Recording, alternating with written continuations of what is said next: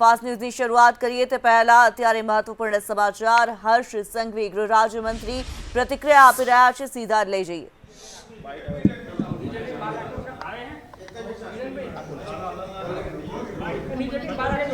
રાજકોટની દુર્ઘટનામાં જે મૃતદેહ જેના ડીએનએ ટેસ્ટ કરવાની પ્રક્રિયા ચાલુ કરવામાં આવી હતી, એ સૌથી ચેલેન્જિંગ જે આખી પ્રક્રિયા છે એ આ ડીએનએ ટેસ્ટની પ્રક્રિયા છે। કુલ મલાઈને જે મૃતદેહ છે તેમાં જે પરિસ્થિતિ હતી એ પરિસ્થિતિમાં કોઈ બી મૃતદેહમાંથી લોહી પ્રાપ્ત ના કરી શક્યા, જેના કારણે બોન્સના માધ્યમથી આ ડીએનએ મેચ કરવાની પ્રક્રિયા કરવી એ જરૂરી હતી।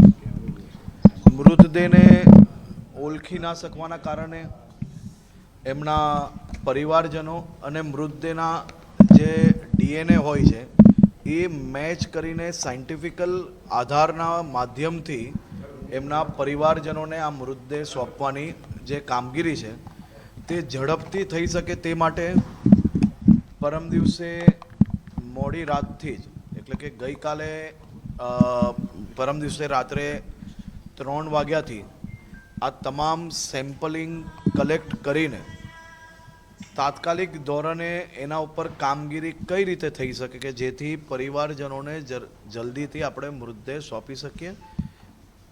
આ ડીએનએ મોટર માર્ગે જો લાવે તો કમસે કમ 4 કલાક લાગે, જેથી મુખ્યમંત્રીશ્રીના આદેશથી એર એમ્બ્યુલન્સના માધ્યમથી તાત્કાલિક એફએસએલ ખાતે પહોંચાડવામાં આવ્યું।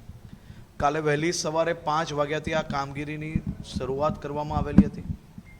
કુલ 18 લોકોની ટીમ એફએસએલની કાલે સવારથી હાલ સુધી સલંગ આ કામગીરીમાં લાગી છે, પરંતુ આની જે પ્રક્રિયા હોય છે એ પ્રક્રિયા ખૂબ લેન્ધી હોય છે।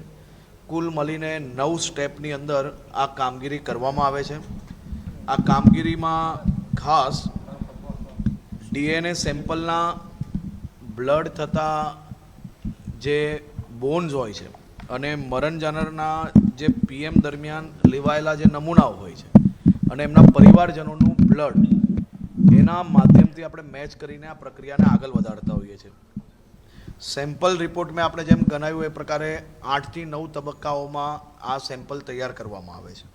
તબક્કા 1માં કેસને પરીક્ષણ કરીને એનો જે નમૂનો હોય છે એ નમૂનો જે અગર બલેલો હોય તો એ બલેલા ભાગને પહેલાં હટાવવામાં આવે છે અને એની અંદરથી જે બોનની જે ક્વોલિટી હોય છે એના કેલ્શિયમ જે બોન પર ખૂબ હોય છે અને ડી કેલ્શિયમ કરીને એ નમૂનાને સ્ટેપ 2ની અંદર મોકલવામાં આવે છે। આખી કામગીરી એ કામગીરી આશરે 5 થી 6 કલાકનો સમય આ કામગીરીમાં લાગતો હોય છે। સ્ટેપ 2માં નમૂનાઓનું જે ડીએનએ હોય છે એ ડિસ્ટ્રેક્ટ કરવામાં આવે છે। એ ડિસ્ટ્રેક્ટ કરવામાં 7 થી 8 કલાકની એની જે સાયકલ હોય છે, આ જે મશીનરીઝ પર આ કામગીરી થતી હોય છે અને ફિઝિકલી બી આ દરેક સ્ટેપની અંદર કામગીરી થતી હોય છે, એટલે કે બીજા સ્ટેપની અંદર 6 થી 7 કલાકનો સમય આની પાછળ લાગતો હોય છે। તબક્કા 3માં જે ડીએનએ આપણે તબક્કા 4 માટે મોકલવાનો છે એની જે ક્વોન્ટિટી અને ક્વોલિટી ટેસ્ટ થતી હોય છે, એ ક્વોલિટી ટેસ્ટ કરતાં 3 થી 4 કલાક લાગતા હોય છે। એ જ રીતે નમૂના 4માં ડીએનએના જે નમૂનાઓ છે એને પીસીઆર એટલે કે ડીએનએની જે પ્રક્રિયા છે, એટલે કે એક્સ્ટ્રેક્ટ કરવાની પ્રક્રિયા છે એ ચાલુ થાય છે, જેમાં 3 થી 4 કલાકનો સમય આ પ્રક્રિયામાં બી લાગતો હોય છે। ડીએનએનું 5મા સ્ટેપમાં પ્રોફાઇલિંગ ચાલુ કરવામાં આવતું હોય છે, જેનો સમય અંદાજિત 8 કલાક જેટલો એ પ્રોફાઇલિંગમાં લાગતો હોય છે। મળેલ ડીએનએના જે પ્રોફાઇલ છે એનું એનાલિસિસ કરવું અને એનાલિસિસના આધારે એને આગળના સ્ટેપમાં 7મા સ્ટેપમાં મોકલવામાં આવતું હોય છે, જેમાં 7 કલાકનો સમય મિનિમમ એની સાયકલની અંદર લાગતો હોય છે। એનાલિસિસ થયેલા નમૂનાઓનું ઇન્ટરપ્રિટેશન કરવું અંદાજિત 6 થી 7 કલાકનો સમય આમાં લાગતો હોય છે અને ફાઇનલ તબક્કો 8મો તબક્કો હોય છે, જેમાં ડીએનએનો રિપોર્ટ તૈયાર થાય છે। આ મશીનની અંદર આપ સૌ લોકોને એની આખી પ્રક્રિયા છે એ બી હમણાં જે ફાઇનલ પ્રક્રિયા જે બતાડી શકાય એવી છે, એ પ્રક્રિયા આખી માહિતી ડિપાર્ટમેન્ટ દ્વારા બી આપવામાં આવશે। આ જે ફાઇનલ સ્ટેપ જે સાયકલનો હોય છે એમાં બી 7 સાયકલ અલગ અલગ ચાલતી હોય છે।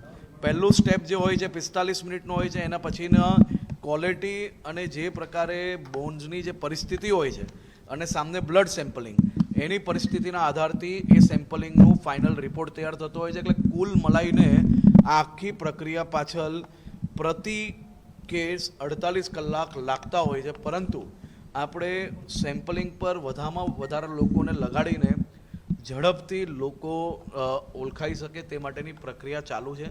આજે 5 લોકો અને કાલે 4 લોકો, એટલે કુલ મળીને 9 લોકોને ઓળખાઈ લેવામાં આવેલા છે. અને બીજા એક સાયકલ એટલે કે ત્રીજી સાયકલ હમણાં 4:30 વાગે એક રિઝલ્ટ આવશે, 4:30 થી 5 વાગ્યા તક. એમાં હમણાં 8 જણની સાયકલ ચાલે છે. એમાં કેટલા મેચ થાય એ રિઝલ્ટ આવવાના આધારે નક્કી થતું હોય છે. એટલે કે 4:30-5 વાગે બીજા બી નવા જે કંઈ DNA રિપોર્ટ આવશે એના આધારે તાત્કાલિક પરિવારજનોનો સંપર્ક કરી લેવામાં આવશે. ખૂબ દુઃખની ઘડી છે, સંકટનો સમય છે. પરિવારનું દુઃખ, પરિવારનો ગુસ્સો એ જાયઝ છે. બધો જ પ્રયાસ કરીને FSLની ટીમ ખૂબ ઝડપથી જેટલા રિપોર્ટ આપી શકે તે માટેની અહીંયા કામગીરી ચાલુ છે. અમારા આ 18 લોકોના સ્ટાફમાં 3 લોકો પોતાના પરિવારજનો જોડે જે તીર્થયાત્રા પર જવાના હતા એ લોકોએ બી કેન્સલ કર્યું છે. બધા જ સ્ટાફે પોતાની છુટ્ટી કેન્સલ કરી છે. બધા જ રિપોર્ટો ના આવી જાય ત્યાર સુધી બધા જ ઉચ્ચ અધિકારીથી લઈને ટેકનિકલ ટીમ FSL ખાતે અવેલેબલ છે. અને જેટલું ઝડપથી આ કામગીરી થાય એટલી ઝડપથી અમે કામગીરી કરશું. મેં પોતે રિવ્યૂ લીધું છે, મુખ્યમંત્રી શ્રી બી દર કલાકે રિવ્યૂ લઈ રહ્યા છે. અમે ઝડપથી આ પ્રક્રિયા પૂર્ણ કરવાનો પ્રયત્ન કરી રહ્યા છીએ.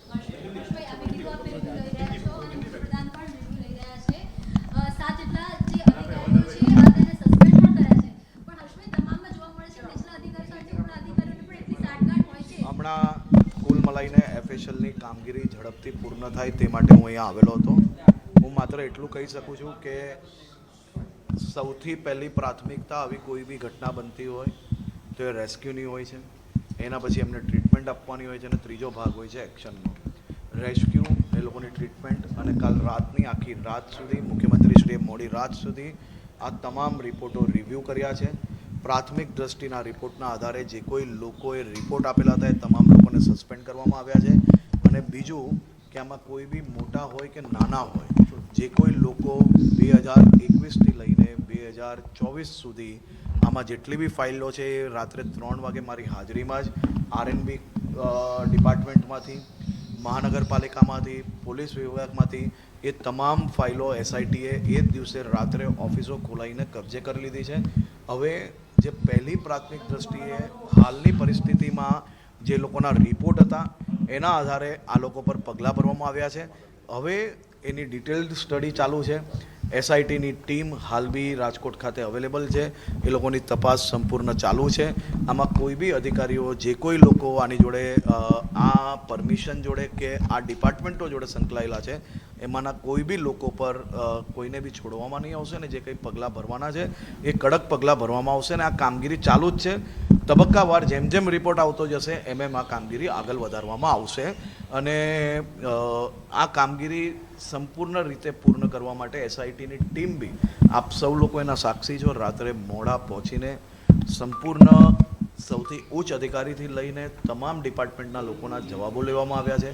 કાલે બી મોડી રાત્રે આ ઉચ્ચ અધિકારીઓને બોલાવીને SITએ જે જવાબ લેવાના હતા એ લીધા છે અને હજી બી લેવાશે. કોઈ બી લોકોને આમાં છોડવાનો કોઈ વિષય આવતો નથી. અને આપણે સૌ લોકો આ ઘટનાથી સૌ લોકો ક્યાંક ને ક્યાંક દુઃખી છે, આક્રોશ છે. સરકારના બી સૌ લોકોને ખૂબ જ દુઃખ છે અને આક્રોશ બી છે કે આ પ્રકારની ઘટના બને જ કઈ રીતે અને આ પ્રકારની ઘટના ના બને તે માટે કડકમાં કડક પગલાં ભરવામાં આવશે.